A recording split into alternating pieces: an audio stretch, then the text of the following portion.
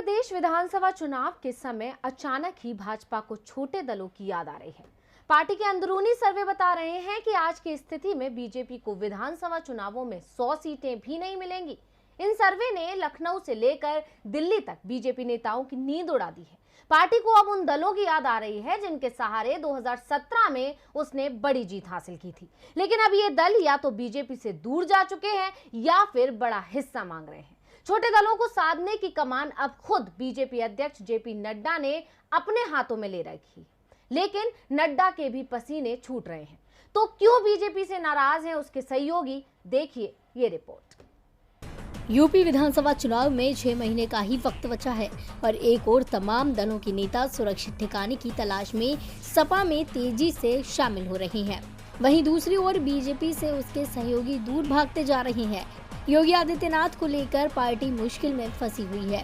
Party के अधिकांश विधायकों का कहना है कि पूरे 4.5 साल में अपनी ही सरकार में उनकी नहीं सुनी गई।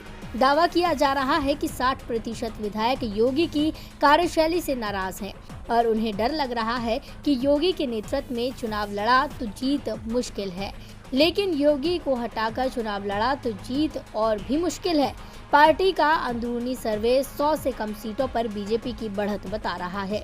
पूर्वांचल में बीजेपी को इस समय सबसे ज्यादा जरूरत उसके सहयोगी की दिखाई दे रही है। 2017 में यहां सुहेल देव भारतीय समाज पार्टी और अपना दल के साथ बीजेपी ने गठबंधन किया था। एलजेपी ने शुरुआत में कुछ सीटों पर चुनाव लड़ने का ऐलान किया था, लेकिन बाद में बीजेपी के दबाव में रामविलास पासवान ने बीजेपी के समर्थन में उम्मीदवार न उतारने का ऐलान कर दिया। लेकिन आज वो हालात बिल्कुल बदले नजर आ रहे हैं। बीजेपी के सहयोगी उसे आंख दिखा रहे हैं। अपना दल सिर्फ एक कैबिनेट सीट को लेकर नाराज है। मोदी सरकार में अनुप्रिया पटेल को जगह न दिए जाने के बाद से ही अनुप्रिया अपनी नाराजगी सार्वजनिक करती आ रही हैं। लेकिन अब कहा जा रहा है कि मंत्रिमंडल विस्तार में उन्हें जगह मिल सकती है। लेकिन अब अपना दल की ओर से 20 सीटों पर दावा कर दिया गया, जबकि 2017 में बीजेपी ने अपना दल को 12 सीटें दी थी। निषाद पार्टी तो गठबंधन से पहले ही बीजेपी को आंख दिखा रही है। संजय निषाद ने तो सार्वजनिक रूप से कह दिया है कि यदि उनकी मांगें नहीं मानी गई, योगी कैबिनेट में उनकी पार्टी को जगह नहीं दी गई और विधानसभा चुनावों में भी सम्मानजनक सीटें निषाद पार्टी को नहीं मिली, तो बीजेपी के साथ चुनाव लड़ने की कोई संभावना नहीं है। सुहेल देव भारतीय समाज पार्टी तो बीजेपी से बात तक करने को तैयार नहीं है। अभी कुछ दिन पहले ही बीजेपी के राष्ट्रीय अध्यक्ष जेपी नड्डा ने ओम प्रकाश राजभर को फोन लगाया था। नड्डा राजभर से दिल्ली में बैठक कर बात करना चाहते थे, लेकिन राजभर ने उनसे कह दिया कि आप मेरे पीएस से बात कर लीजिए।